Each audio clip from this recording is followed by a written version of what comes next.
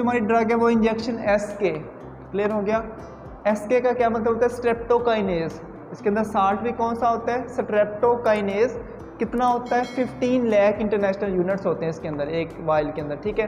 ये एक powder form में होता है, इसको स्टीराइल वाटर के साथ मिक्स करके बनाते हैं, देन यूज़ करते हैं। क्लियर हो गया कौन सा इंजेक्शन है? ब्रांड नेम इसका मोस्टली SK या फिर ब्रांड नेम डिफरेंट हो सकते हैं, लेकिन साल्ट इसमें कौन सा होता है? स्ट्रेप्टोकाइनेज। तो स्ट्रेप्टोकाइनेज क्या है? ये थ्रोम्बोलिटिक है, ठीक है। इसका क्या काम होता है कि ये ब्लड क्लॉट को डिसॉल्व करता है, क्लॉट को तोड़ता है। क्लियर होगी। तो इस हिसाब से इसका यूज़ कहाँ पे बनता है? Acute management of MI। अगर किसी को दिल का दौरा पड़ा ना, MI मायोकार्डियल इंफार्क्शन हुआ है, तो उसमें ये काम आता है। उसमें कैसे काम आता है? देखो MI की हमने कॉजेज़ पढ़ी थी कि किस वजह से होता है, कि जो आर्टरी हार्ट को ब्लड सप्लाई कर रही है, दिल को ब्लड सप्लाई कर रही है, अगर उसमें कहीं पे क्लॉट आ गया ना, उससे दिल का दौरा पड़ता है। तो उस क्लॉट को डिसॉल्व करने के लिए ये वाला इंजेक्शन यूज़ करते हैं, स्ट्रेप्टोकाइनेज। क्लियर होगी बात, ठीक है।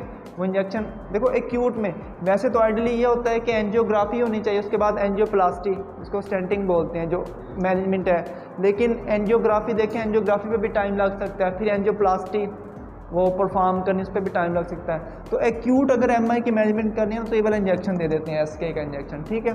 दूसरा होता है डीप वेन थ्रोम्बोसिस। अगर किसी को डीप वेन जो होती है ना, ठीक है, जैसे पेरिफ्रीज की जो वेन है उसके अंदर कोई क्लॉट बन गया, जिसकी वजह से क्या होता है, टांगों के ऊपर सोजश पड़ जाती है, किसी एक टांग के ऊपर सोज पड़, किसी एक हाथ के ऊपर सोज पड़ जाती है मरीज को, उसको बोलते हैं डीप वेन थ्रोम्बोसिस। तो मतलब कि वेन के अंदर कोई क्लॉट बन गया, कोई बड़ी वेन है उसके अंदर क्लॉट बन गया, जिसकी वजह से क्या हो रहा है, ब्लड ड्रेन। देखो जहाँ पे भी इन्फ्लेमेशन होती है ना, उसकी क्या वजह होती है?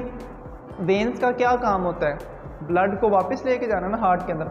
अगर कभी वेन के अंदर कोई क्लॉट बनेगा ना, तो जो सी वाली वेन होगी उस जगह पे स्वेलिंग हो जाएगी। क्यों? क्योंकि ब्लड वापस नहीं जा रहा, वो वहीं पे पूल होता जा रहा है, उसको बोलते हैं DVT, डीप वेन थ्रोम्बोसिस। या फिर आर्टीरियल थ्रोम्बोसिस में भी समटाइम देते हैं कि अगर आर्टरी के अंदर कोई क्लॉट बन रहा है, ठीक है। इसका काम क्या है? क्लॉट को डिसॉल्व करना। अब इस वाली जो ड्रग है ना, इसके बड़े साइड इफेक्ट होते हैं, ठीक है। वो कैसे? और इसको देना भी बड़ा एहतियात से पड़ता है। एक तो ये इंजेक्शन एक्सपेंसिव है, महंगा होता है इंजेक्शन। दूसरा ये होता है कि इस इंजेक्शन को पेशेंट की कंसेंट के बगैर नहीं देते, पेशेंट से पहले कंसेंट लेते हैं फिर देते हैं। क्यों? क्योंकि देखिए इसका काम है क्लॉट को डिसॉल्व करना, क्लॉट को तोड़ना।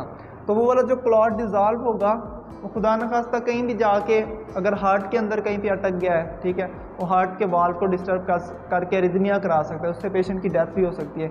इसलिए पेशेंट को पहले सारा कुछ एक्सप्लेन किया जाता है, ठीक है, कि ये करने लगे हैं, इससे ये मसले हो सकते हैं, देन वो वाला इंजेक्शन दिया जाता है। तो इसके जो माइल्ड साइड इफेक्ट्स हैं उसमें तो ये इचिंग करा सकता है, ठीक है, खारिश हो सकती है बॉडी के ऊपर, स्किन रैश हो सकता है, रेडनेस वगैरह, या फिर हाइपोटेंशन भी ये करा देता है समटाइम, ठीक है। दूसरा ये हो सकता है कि अगर बहुत ज़्यादा यूज़ करोगे ना, क्योंकि ये क्लॉट को डिसॉल्व कर रहा है, तो अगर बहुत ज़्यादा इंजेक्शन ये दे दिया, डोज ज़्यादा दे दिया, तो हेमरेज भी हो सकता है, नोजिया वोमिटिंग इसका साइड इफेक्ट है, ठीक है। तो कॉन्ट्रा इंडिकेशंस किस केस में नहीं देना?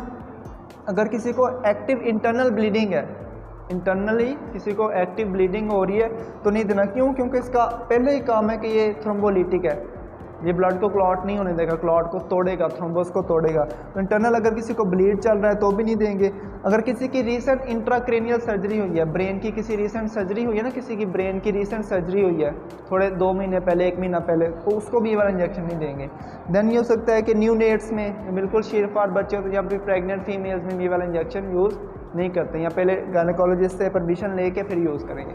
तो ये हमने इंपॉर्टेंट इंजेक्शन डिस्कस किया है, SK, उसके क्या यूजेस होते हैं, क्या साइड इफ़ेक्ट्स हैं, उसकी क्या कॉन्ट्रा इंडिकेशंस हैं, और इसको देने से पहले क्या एहतियातें करनी चाहिए। क्लियर?